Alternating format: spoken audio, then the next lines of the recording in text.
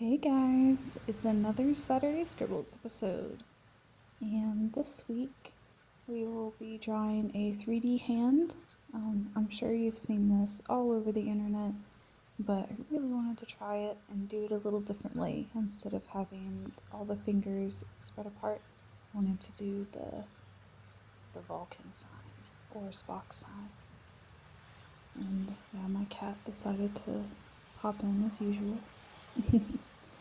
But near the end of the video, I'm going to go over cross contour lines and how you can use that to help your drawing. And also, I wanted to say that this will be the last video that has a summer reading code word, of course, and I will be taking next week off, so the next Saturday Scribbles video will be the following Saturday. So next Saturday, no Saturday Scribbles. Following Saturday, it starts again. So after you trace your hand, however you want to trace your hand, you go over with a pen or a marker or even a pencil again, and you do a straight line until you get to the outline of your hand. And then you're going to start doing curved lines, but only over the outline of your hand. And be aware of where your fingers are, and if you did like what I did, where you have fingers together, remember to draw two little humps where you have fingers together.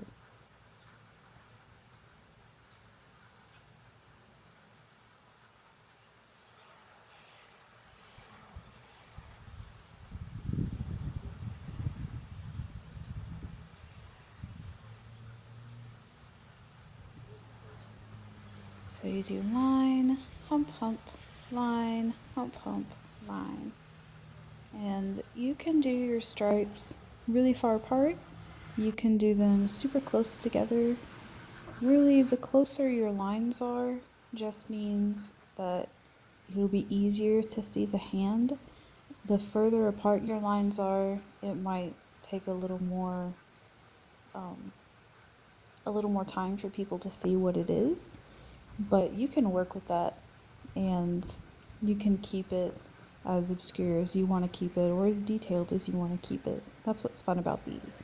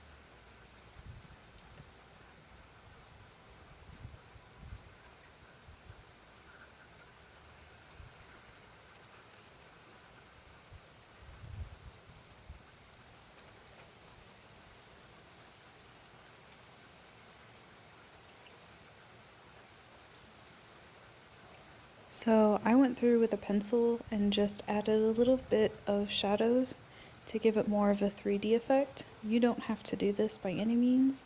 This is just something that I wanted to do, and I had seen some similar designs where they did some shadowing, and I did a little bit of shadowing in between the fingers just to add a little more depth.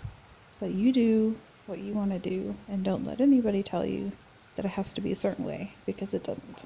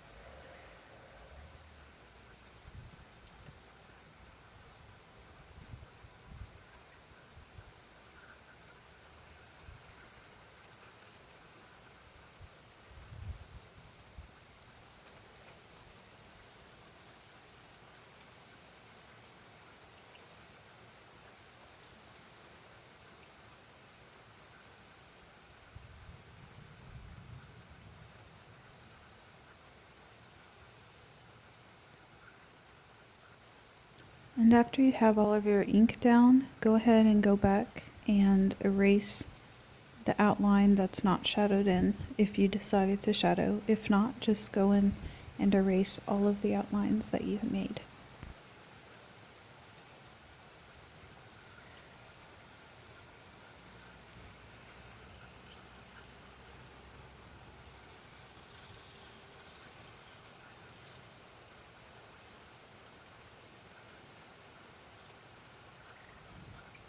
Something else that you can do with drawings like these is you can create them with words.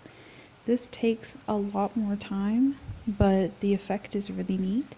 So instead of drawing the straight lines and curved lines, you would just draw the word or write the words in a straight line and then in a curve. So I just gave a little example here of how you could do it, and I've seen some where they do this and it's wild looking, but again, that takes a lot more time. Or you can color the stripes.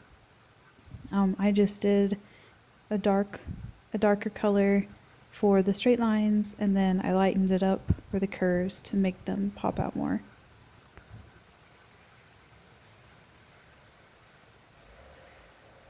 All right, now we're going to talk about the cross contour lines. So I'm drawing an apple here, just a super quick apple, and I'm going to go through with simple lines that just basically outline the shape of the apple in the curves. And so it's just curved lines going horizontally and curved lines going vertically to show the shape of the apple. It really is an outlining method, but it lets you see the perspective of the object that you're drawing when you look at it in terms of just lines and curves. So I started off doing it slowly so you can kind of see what I'm doing, and then I sped it up. And I definitely recommend either Googling or going to Pinterest and looking up cross contour lines or cross contour line drawings, and you'll get a better idea of how it's used in sketching and figuring out perspective. But it's a really cool method, and the 3D hand just reminded me of it and learning about it in art class in college.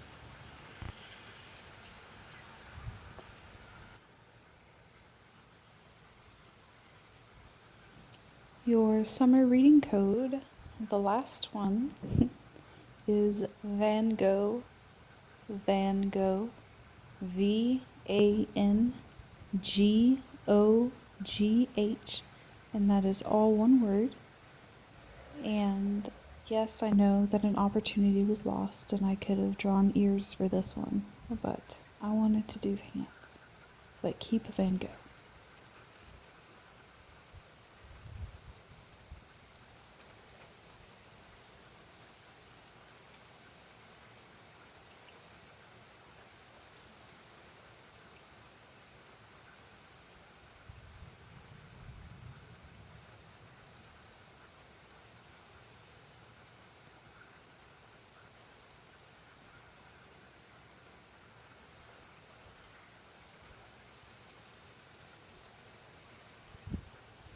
So if you want to have even more fun with this method, keeping with the apple drawing, is look at pictures of apples that have had bites taken out of them, or like what we did in art class, is pick an apple, do the cross contour lines, take a bite, do the cross contour lines, take another bite, and you just keep doing it until there's nothing but the core left. And it's really neat to see how all of the lines form and all of the angles that happen. So definitely give that a try. And that's just what I did here. Is I should have looked at a reference photo.